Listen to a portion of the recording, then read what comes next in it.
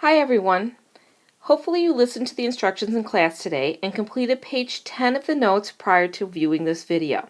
Because what we're basically going to do right now is compare your answers to mine to see if you actually graphed it correctly. If you take a look at number 1, it asks you in the directions to find the inverse of each function, then graph the function and its inverse. So that's basically what I did. With number 1 here, f of x equals 2x minus 5, we know that f of x stands for y. So there will be our first graph that we're going to graph, which is a line because it's a linear equation. And then we went ahead and found f negative 1 of x, which is the inverse. So we switch the x and y and solve for y. And there's our second equation that we're going to graph into y2. We did our calculator steps here. And then we actually plugged it into y1, y2. We did second graph, did a chart, and graphed our two lines, labeled, numbered, and actually made sure we have arrows on the ends of our axes and label them x and y. You might want to pause the video right now and actually go through yours and take a look to make sure that you have all the pieces and the parts and that yours is correct according to what I have here. Okay, now that you looked at number 1, let's take a look at number 2 and see how well you did. With number 2, the directions were the same. You were to actually graph the original and its inverse. Well, the original f of x equals x squared plus 1 is rewritten as y equals x squared plus 1 because f of x again stands for y. That is going to go into our y1. That looks like it's going to be a parabola because of the squaring. To find its inverse, which is f negative 1 of x, we switch the x and the y and solve for y. So basically, this one's really important here because when you square root, you have to give the positive and the negative. So we're not actually graphing two things in the calculator. We're actually using y1, y2, and y3 because we're going to have to separate plus or minus the square root of x minus 1 to be the positive of the square root of x minus 1 and the negative of the square root of x minus 1. We did second graph and got ourselves a chart. Do you notice how my chart for y2 and y3 there are some blanks? Because basically those answers were either decimals or way too big on the chart for me to graph. So I'm basically only going to graph what I can according to my grid.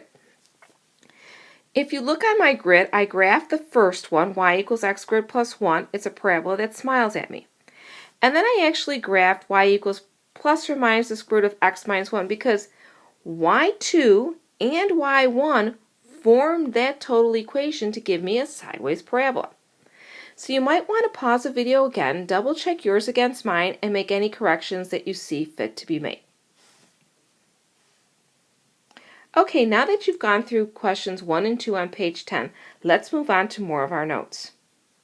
What we're actually going to talk about today are the type of functions that are out there. And a lot of them you already know. There's called the linear function. And the linear is y equals mx plus b, or f of x equals mx plus b, because f of x again stands for y. Linear means it's a line.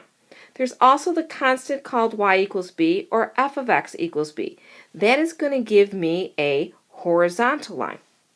There's the quadratic, which is y equals ax squared plus bx plus c. Or again, we can change y to be f of x, and it would look like a smiling parabola, and if the a value was negative, it would be frowning at me. And then here's a new one that you don't know anything, that you've never seen or you don't really know much about. It's the absolute value. When you're actually graphing the absolute value, it will come out to look like a V, okay? Because basically you're actually going to graph the negative side and the positive side. Because think about it. The absolute value of a negative 1 is 1, and the absolute value of a positive 1 is 1. So you're actually having both sides equal distance from the y-axis. Now, are they all functions? Yes, they are, because they all pass the vertical line test. And we could actually draw a vertical line and double check to make sure that they all do pass the vertical line test. All right, with that being said, we want to actually add a couple of other functions, other equations that are not functions. So I'm going to write ourselves a little disclaimer here. We're going to say, if the equation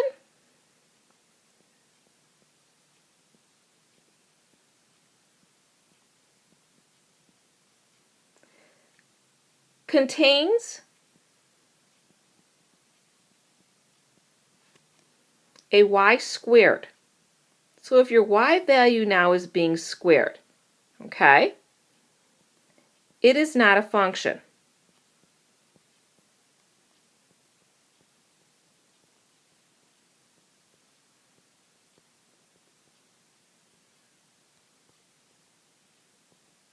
Let's talk about some equations that are not functions. So these will not be a function, so not a function.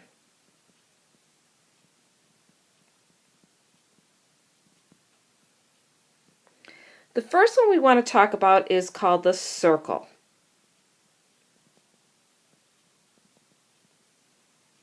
The circle's equation is ax squared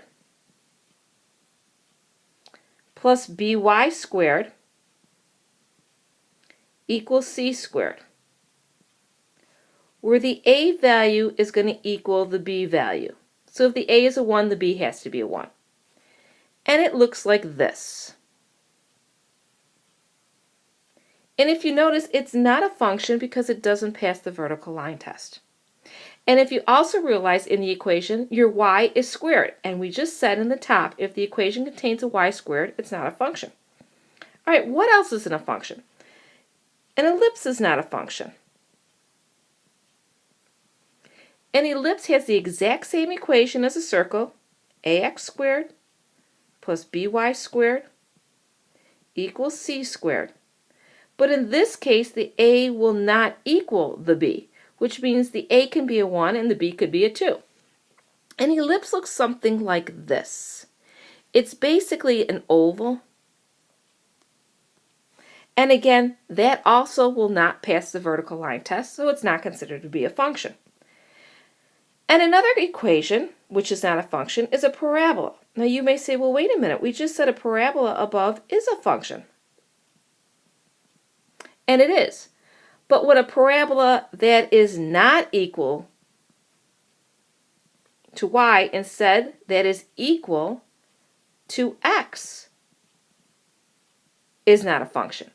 And that equation would be x equals ay squared plus by plus c.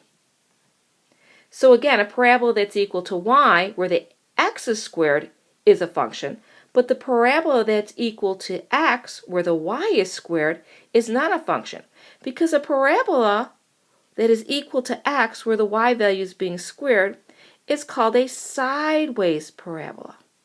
And we actually just graphed that for homework, and as you can see, that is not a function.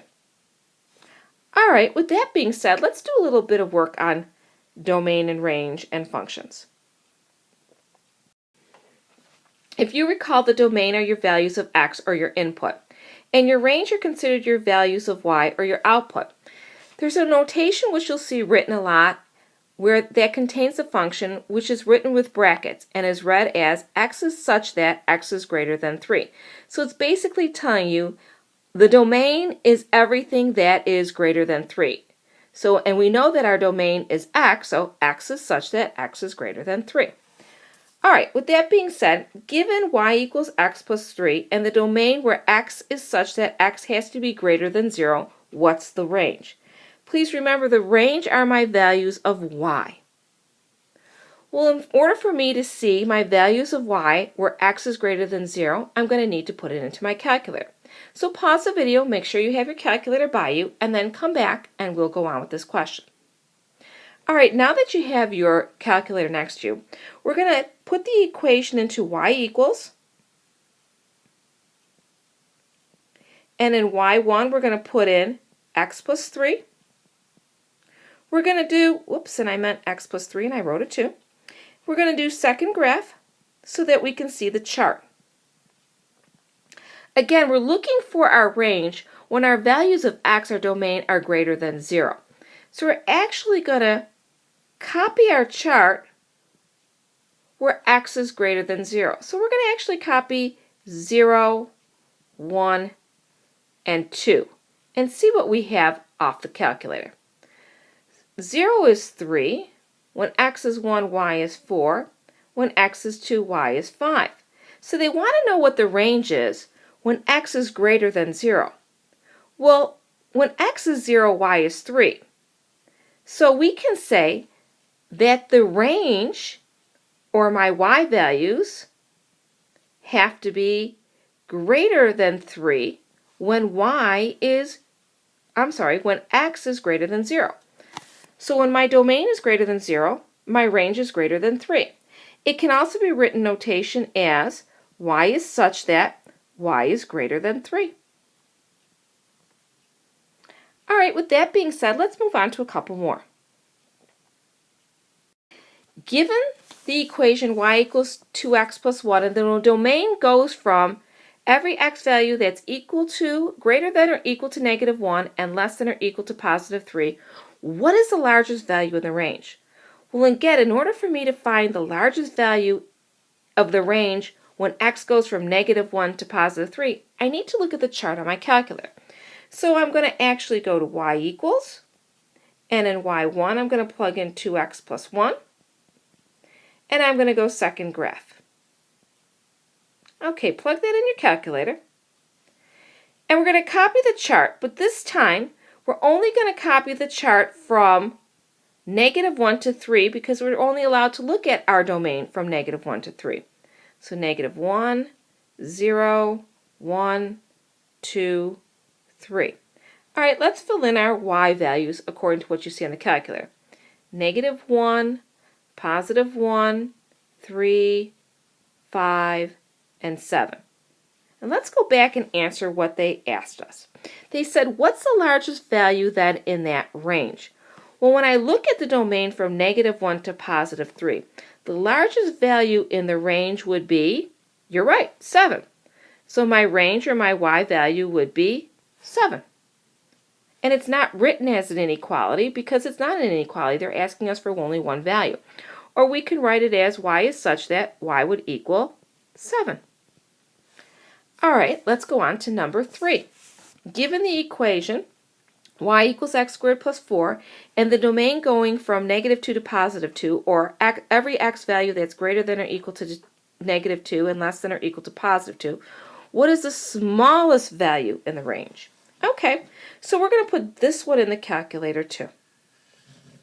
So we've got y equals, and in y1, we're going to plug in x squared plus 4. We're going to go second graph, and we're going to copy the chart from negative 2 to positive 2.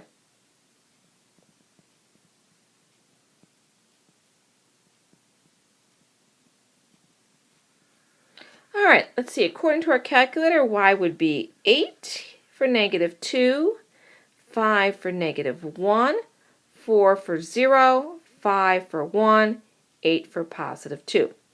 Now let's go back and see what they want.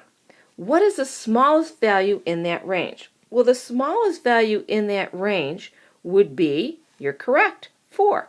Y equals 4. Or we could write it as y is such that y would equal 4. So that's how you answer questions about domain and range when they actually give you some stipulation on what you're looking for. If you have any questions, we'll go over them in class tomorrow.